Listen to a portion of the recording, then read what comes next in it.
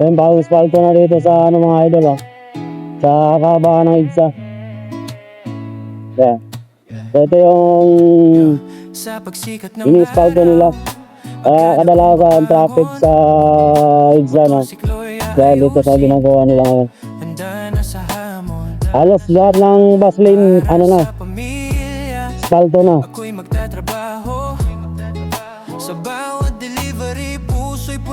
Ayan. Yung kabilang lane spalto. Yung sa motor lane, ano pa lang, yung dating kalsada pa. Pero maayos to, i-spalto lang nila. Maganda yung spalto pag maganda pagkaluto, pag maganda pagkapison.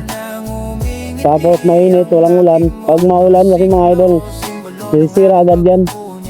Nakatatanggal agad yung ano niya, chemical. Pwede pa tayo mga idol sa may ano, Pasay. Punta tayo sa may Pierson, kukuha tayo ng bakal.